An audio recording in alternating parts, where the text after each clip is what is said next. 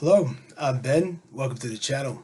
So today we're going to talk about 8 steps to become more resilient. And I do think there's a key component here that's missing, but we'll talk about that. I'll go ahead and start with that. So I think if you have faith in something greater than yourself, you're going to be far more resilient than the majority of people out there. Okay, I'll tell you, in being in leadership for nearly 3 decades and running teams, the people who were more emotionally distraught and the people who were more destructive to themselves and destructive to their families, they all lacked faith in something greater than them. And same thing, any great feat in history or anything that's been legendary, it came from a place of faith. So that's just worth saying. Number one, that's up front, okay? So 8 steps to become more resilient after that would be: 1, to accept change. You find ways to become more comfortable with change. It's very simple. The only thing in life that is consistent is change, right? Marriage, divorce, dating, relationships, kids, children, adults, right? All these things is change. You're in an eternal state of growth.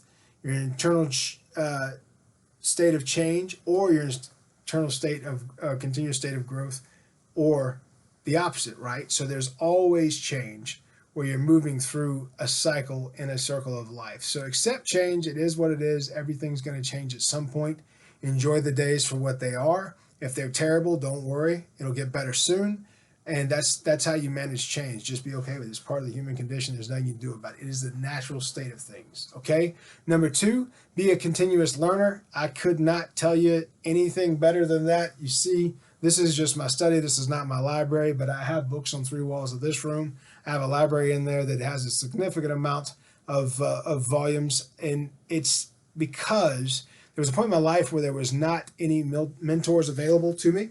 So I got into reading nonfiction, and that got to be, to me, the mentorship that I needed. It was having a conversation with another individual that may be very smart in certain subject matter and be far more intelligent than I am in that subject matter. So what better way to expand your understanding than listen to it in a way that you can't interrupt? That's what reading is. Reading is a conversation with somebody that may be living or dead, that you're learning from, and you can't interrupt. You have to sit there and take the lesson. It's pretty fantastic stuff. So become a continuous learner. Learn new skills, gain new understandings, and apply them in times of change. That will make you get through change that much easier. Number 3 is take charge. Take charge of your own career and your own development. A lot of times we used to talk about the career ladder, right? Well, what we've seen over the last 2 decades is careers are much more like trees now, right? What limb are you on? Are you even in the right field? It's the kind of thing that you have to think about.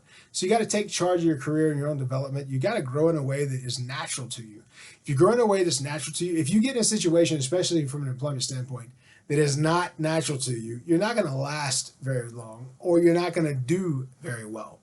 If I'm in a role that's not natural to me, and I know that by day 2 or 3, day 4 is my last day. I want to be somewhere where I can have a maximum impact, which means naturally I have to fit and I have to be allowed to impact things. If I'm in a position where I'm not allowed to impact things and people want to hold me accountable for their limitation, I'll leave that place quickly. I am going to have the biggest impact I can have in my life because I think that's my work.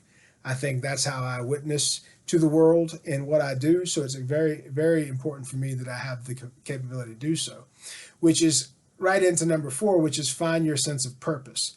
Helps you assess setbacks within the framework of a broader perspective.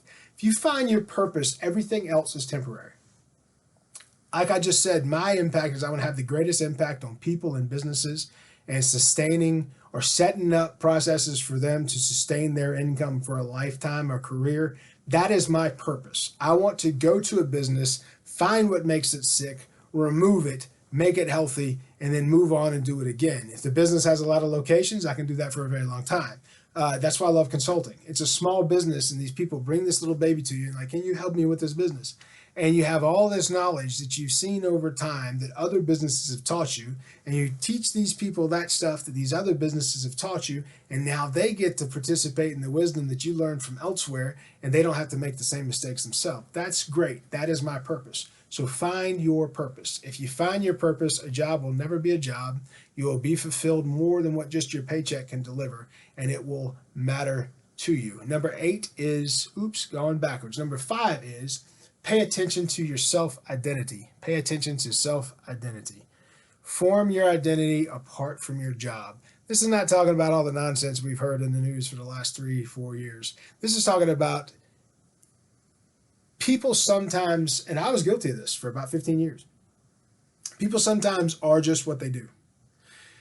Back in the day, people would say, hey, what do you do for a living? Like that was all you are. Like, what do you do? Why can't the sentence end there? What do you do? Well, I collect books. I read books. I like guns. Constitution's awesome. My Bible's pretty cool. I like my family, those type things. You do a lot of things other than what you do for work. And a lot of times people will say, well, I do this. I don't understand that thought process, even though I was guilty of it for a very long time. So pay attention to your self-identity. What do you do? You're so much more than just what you do for a living. You're so much more than the bills you pay. I'm a dog person. I've had dogs until I met this cat. And I have a cat that's pretty cool. His name's Kit Kat Dog, and he eats dog food, and he's cool. He just showed up one night. I was walking 300 pounds worth of dog, and he jumped out of a tree on my shoulder, and now I have a cat. But he's doggish, so I'm still a dog person. Cultivate relationships. There you go. Kit Kat cultivated relationships with a dog person and 3 huge dogs. Develop and nurture a broad network of personal and professional relationships. That's just great advice for everybody. LinkedIn, YouTube, Facebook, those things can be poison.